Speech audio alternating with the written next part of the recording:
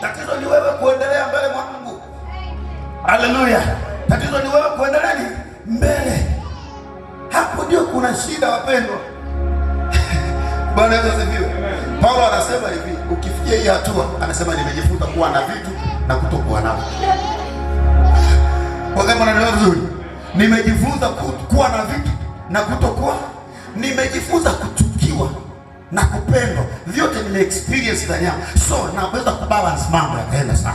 Mungu akusaidie kwenye hilo swala. Na Mungu atakushindia kwa jina la Yesu aliye hai. Inua mkono wako, sema nimebarikiwa kwa damu ya Yesu aliye hai. Twende kwenye fundisho moja kwa moja. Wakati tunaendelea mbele, nini kinatokea? Twende haraka haraka. Nifungulie kitabu cha Wafalme wa Pili sura ya 5 mstari wa 11 na 13. Wakati wewe kwenye mateso, uko kwenye kukata tamaa. Haleluya. Uko kwenye unasemwa, ukoo wako wanakusema, majirani zako wanakusema. Unajua kuna watu mko hapa, ndugu zenu wanakalia vikao wa mwelewe. Sasa vile sio atafika. Haleluya. Anapoonekana unaona kama vile kaishiwa hivi. Haujaishiwa mwanangu, napigwa tu mwanangu. Swala la muda tu, Mungu anainua mtu mmoja tu mwaka ambaye atabeba mambo yako kwa uzito haijapata kutokea. Ni Mungu anaandaa mwenyewe. Ni Mungu anaandaa. Unaniona mimi kwa siku moja tunatembelea magari hata kumseme ni Freemason. Tulikuwa wote kama hivi, tunaendelea mbele. Tunaendelea wakati wa kilio, tunaendelea mbele na tunaendelea mbele. Wakati wa furaha, wakati wa huzuni, wakati wa kushangiliwa na wakati wa kuchukiwa. Mwambie mwenzako akikuchukia ni mtaji. Ukiona kuna mtu ameanza kuchukia, ameanza kukusema, elewa tayari kwenye roho Mungu anatengeneza lengo fulani ili amwaibishe huyo mtu, ila itakuwa wewe unajibu nini. Ndio maana tunasema kuna vitu vingine usijibu, kaa kimya, kwa sababu wakati unatengenezwa unachomwa kwenye moto, unachomwa kwenye mtaji, unachomwa mara magonjwa, unachomwa kwenye ndoa, unachomwa kwa watoto, unakuwa kama uelewe. Lakini wakati unaendelea mbele, atatokeza mtu usiyemjua na saa usiyojua na siku usiyojua, atakushika, atakubeba kwa mgongo wako, kwake atakuonyesha unaenda wapi. Haleluya. Bwana Yesu asifiwe sana. Paulo anasema najua kuwa na vitu na kutokuwa na vitu, na najua kulala na njaa. Akaenda mbali zaidi, akasema kufa kwangu ni faida, kuishi ni Kristo. Watu waliokomaa kumjua Mungu anasema kufa kwangu nini ni faida, kwa sababu niko ndani ya Kristo, na kuishi ni Kristo. Nisomea maandiko. Wafalme wa Pili 5 mstari wa 11 mpaka 13.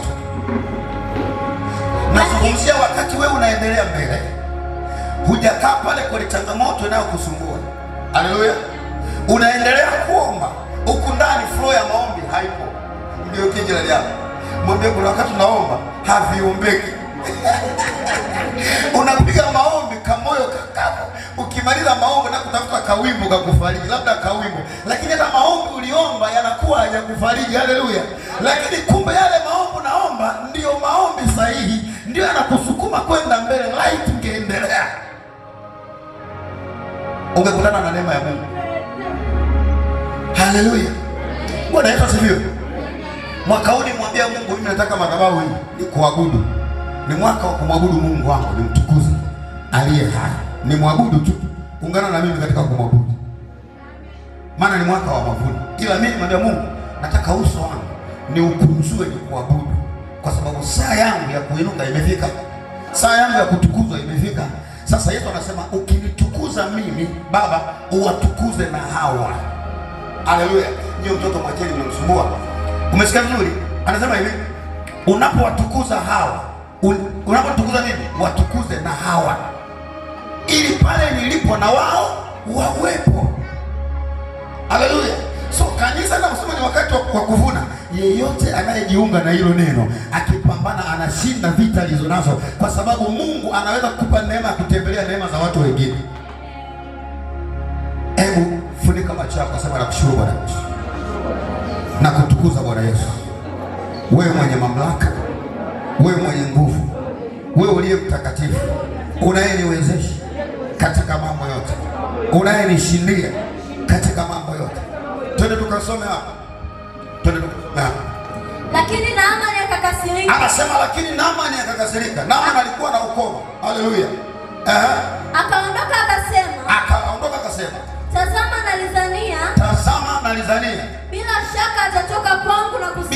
shaka atatoka kwangu huyo nabii na kusimama. Na kuomba kwa jina la Bwana. Mungu wake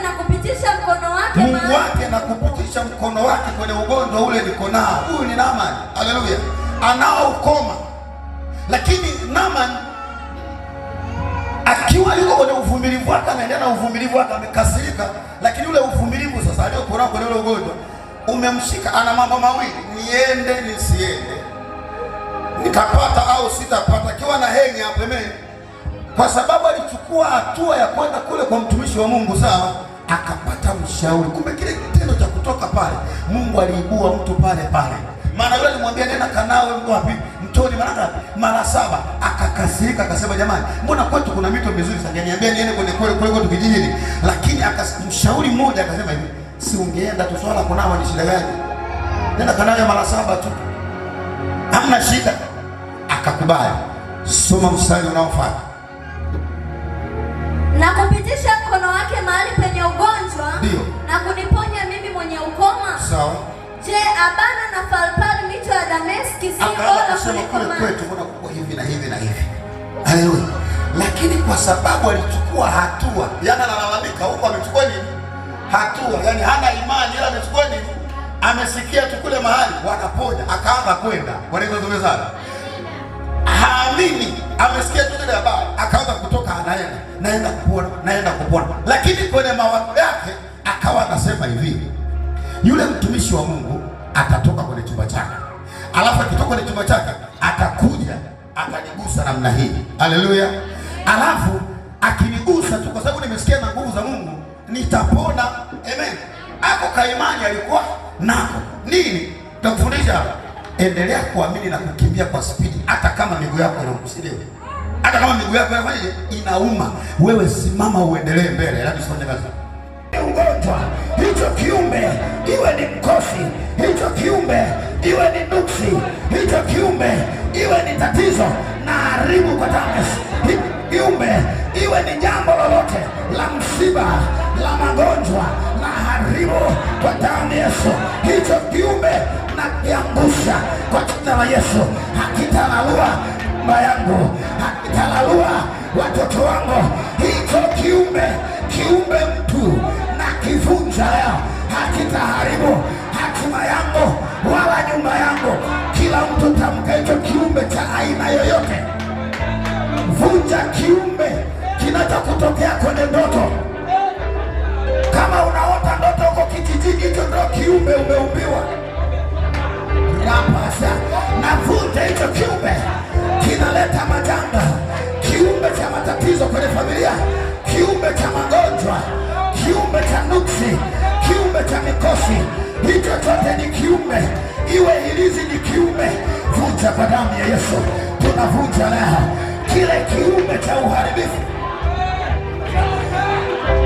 Maneno yako unapotamka ni kama mshale, maneno yako unapotamka ni kama moto, maneno yako unapotamka, hata kama nyumbani kwako ilizi, ile ilizi naungua kwa maneno yako.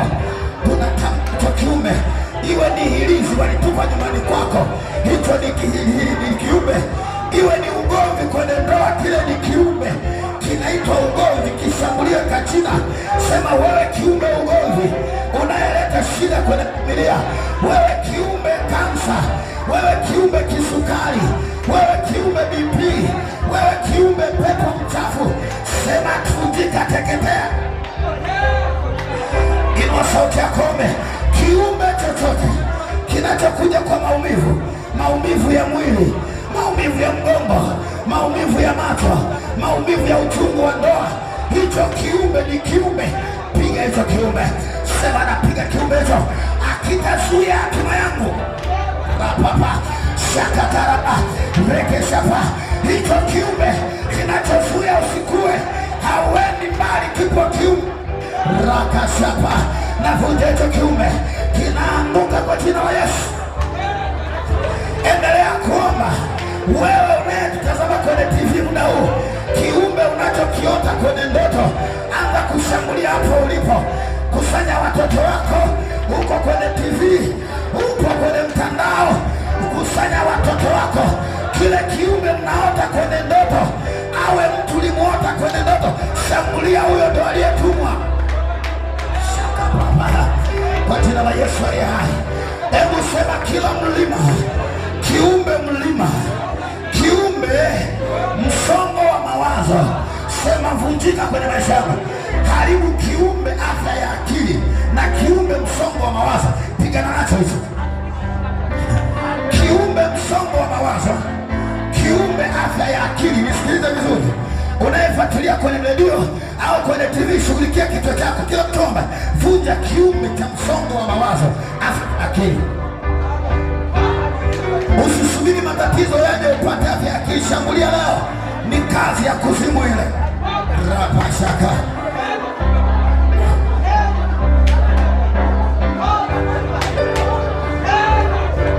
Sema kila mamlaka iliyojiandaa kushindana nami imekwisha kuanguka saa hii. Amen, imekwisha kuanguka kwa damu ya Yesu. Kitu chochote kilikuwa kinakuzuia, leo tunaweka sheria, kimevunjwa rasmi kwa jina la Yesu. Kitu chochote kwa kinakuuma kwenye moyo wako, ninapoomba hivi moyo wako uwe safi kwa damu ya Yesu Kristo aliye hai. Haleluya. Inua mkono wako wa kushoto, sema Bwana Yesu, uliponiumba ulinikabidhi dunia niitawale, niimiliki. Uliponiumba ulinikabidhi dunia ikiwa salama kwa ajili yangu. Muharibifu yoyote aliyeingilia kati kuharibu dunia yangu ya mafanikio, leo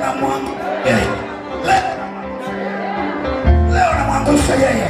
Leo namwangusha yeye aliyeingilia kati mpango wa ndoa yangu, mpango wa biashara yangu, aliyeingilia kati nyota yangu usifanye kazi, aliyeingilia kati biashara yangu isiende. Sema navunja leo, navunja leo, naharibu kwa damu ya Yesu, naharibu mpango wote wa dharura wa kishetani. Sema napiga. Nikwambie kitu, kwa nini nimefundisha kuendelea mbele? Unaelewa? Ibilisi huwa analeta kitukio cha dharura. Amen. Uko kwenye maombi, uko na mipango mikubwa, anaweza kumtumia hata mume wako akakuvuruga kichwa, ukashangaa sio nisafiri niende kwetu kwanza. Haleluya. Sema nakataa mpango wa dharura wa shetani. Mwaka huu hauna nafasi kwenye maisha yangu. Mpango wa dharura na magonjwa, magomvi, huzuni, mashaka, sema toka. Haleluya. Siku moja kwa mara ya kwanza, haleluya, nimepata nafasi ya kupanda fast jet kwenda Dar es Salaam.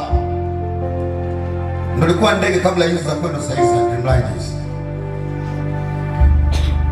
Hicho kipindi nilikuwa nimetoka kuoa. Amen.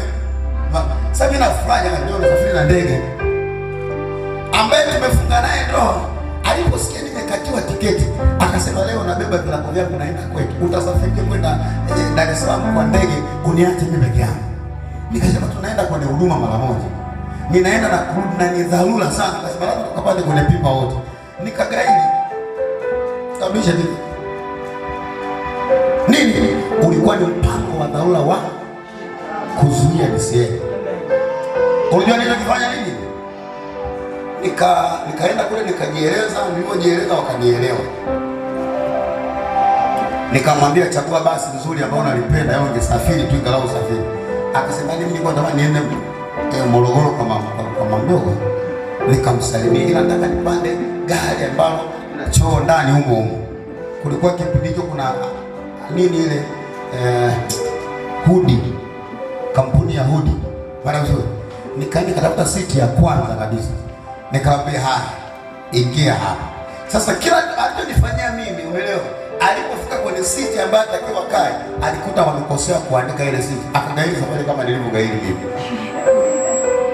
Umenipata vizuri? ishu ambayo Mungu alikuwa ananituma kule ilikuwa inatupa sisi milioni 12 za bure. Maana nilikuwa naenda kwa waziri. Na kwa tumeshawasiliana mimi naenda kufanya. Kwa hiyo milioni 10 kafanyaje? Nikapotea. Nilienda tu kule kula wali, nikapata na milioni moja yangu nikarudi nyumbani leo. Mipango ya dharura ya shetani inatokea kuharibu mpango uliopanga. Lazima ukatae kwa jina la Yesu.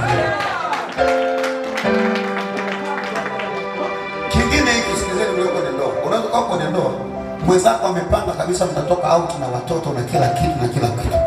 Shetani anakuchelewesha tu kwenye kuvaa tu. Alafu akifika tu mume wako nyumbani, simu ya dharura, anapigiwa simu ofisini, njoo. Sio kubuga familia huko, mnakuwa kuboa.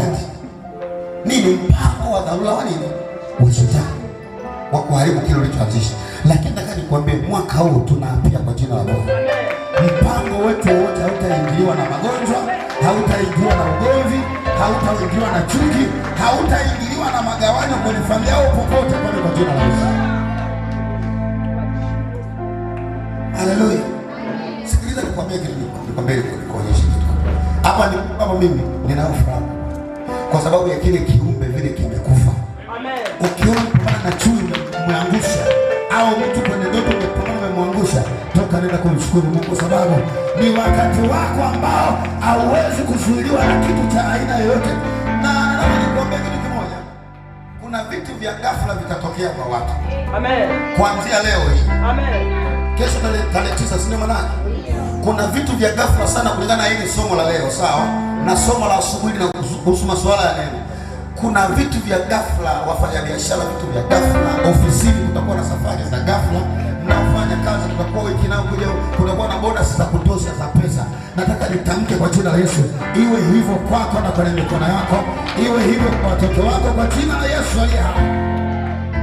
Mwambie mwenzio endelea mbele. Endelea mbele. Rudia tena endelea mbele. Rudia tena endelea mbele. Umeona kitu ambacho ukiendelea mbele kinatokea, tumechambua mambo hapa. Kama ni kitu chako. Muamini Yesu bila kukata tamaa. Wale ambao tumepanga kufunga kesho, tutakuwa tukisoma kitabu cha Luka na Yohana sura ya 9. Yohana sura ya 9. Yohana sura 9 kuanzia mstari wa kwanza. Mstari wa kwanza mpaka mstari wa 16.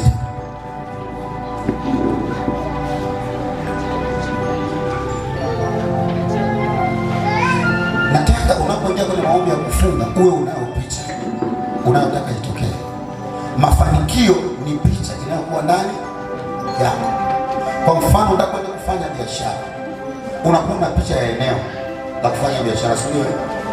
Unakuwa na picha kutakutana na nani, unakuwa na picha kwa duka lako utaweka kitu gani, si ndio?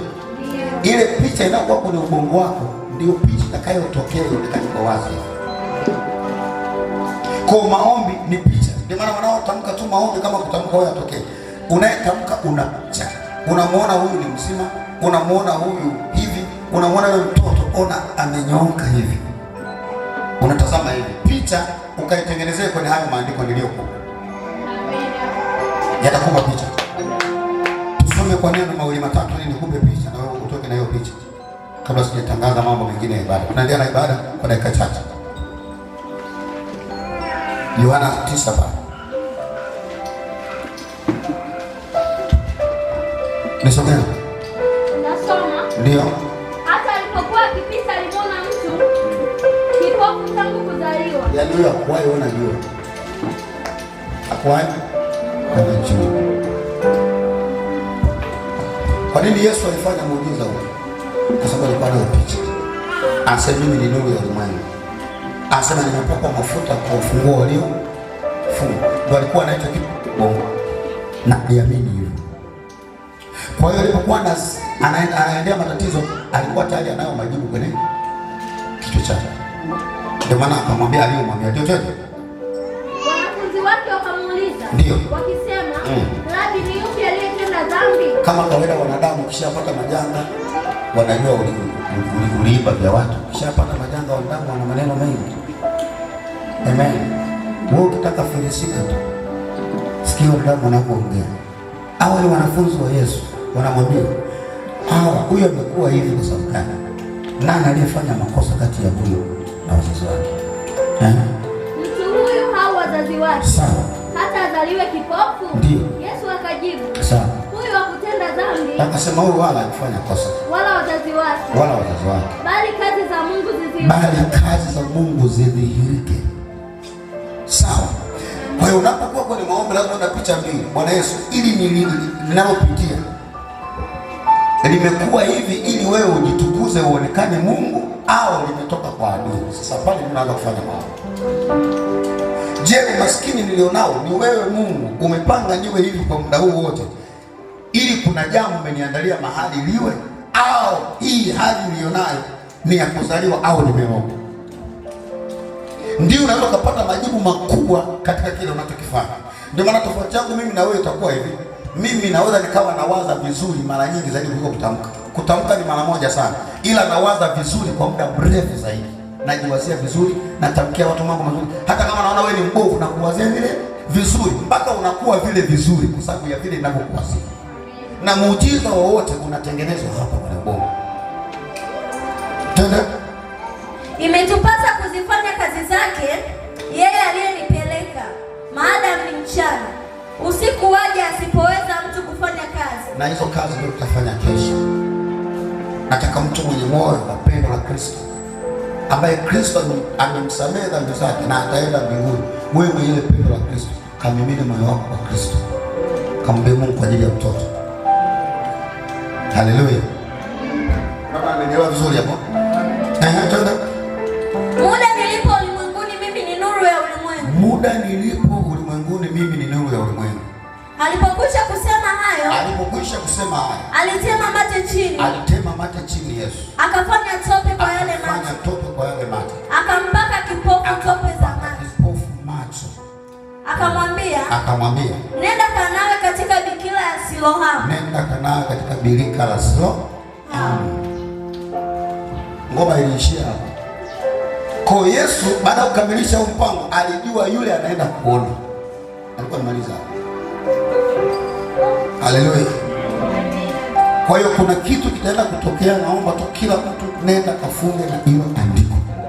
Kwa kumaanisha masaa 12 tu kwa kumaanisha. Haleluya. Jina la Bwana libarikiwe sana.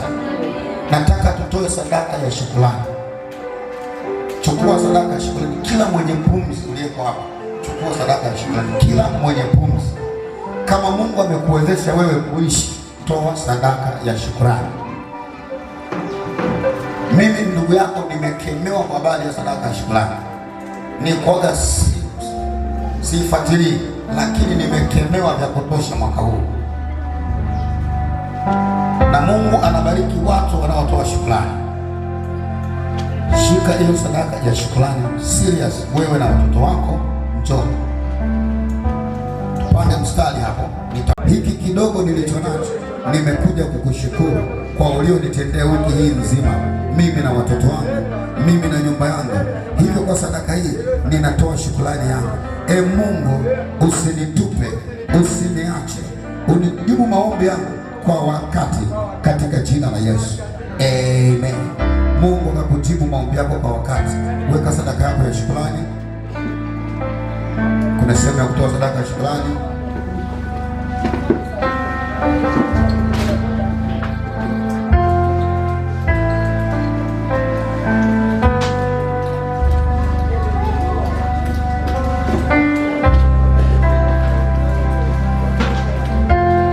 Baada hapo, watu ambao wamekuja na fungu la 10, chukua bahasha yako haraka, nataka niombe na wewe.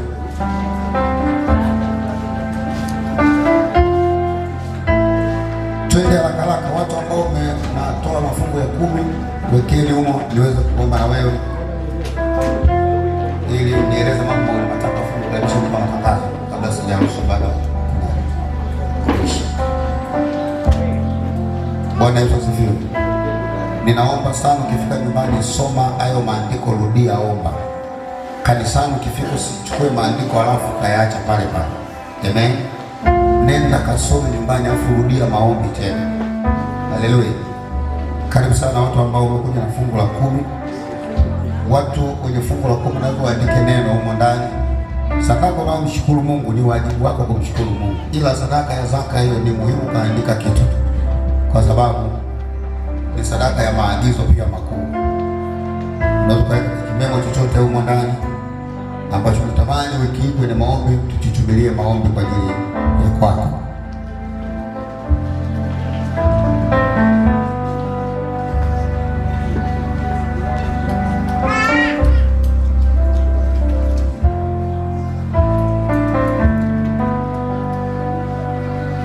Andika halafu hicho. Pastor Yusina nisaidie kuandika hivi vitu hapa. Wiki nitakutana makundi yafuatayo wakati wao wanajiandaa. Nitakutana na wamama wote Ijumaa. Nataka kuomba na nyinyi. Amen. Hiyo wiki ni wiki ya siku ya kufunguliwa. Njoo tukutane hapa saa 10 jioni mpaka saa 12 Ijumaa. Sawa? Alafu Jumanne usiku nitakuwa na vijana kwenye mkesha wenu. Sawa? Nataka kuwafungueni, niwaachilie neno la mwaka niwajenge. Lakini Jumamosi nataka waimbaji wote tukutane hapa. Tuweke mambo vizuri. Dira ya kanisa imeshatoka ya mwaka. Kwa kila watu nataka nianze kuwekeza vile tulivyo vya arrange kwenye dira hili. Karibu sana watu wenye zaka. Simama ubeba zaka yako.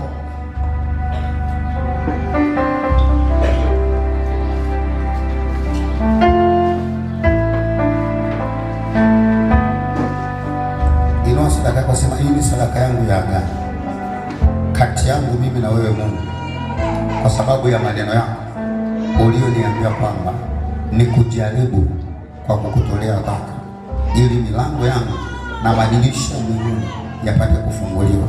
Hii ndio nadhiri yangu niliyoeleza, ili Mungu utimize nadhiri yako. Mimi nimetoa, wewe ukaachilie madirisha mbinguni na kufungua milango popote niingiapo na kutoka, katika jina la Yesu aliye hai. Amen. Neno lenu mnalotembea nalo nyinyi watu wa zaka ni Isaya 60 mstari wa 10 mpaka wa 12. Isaya 60 mstari wa 10 mpaka wa 12. Weka zaka yako hapo na Mungu akubariki.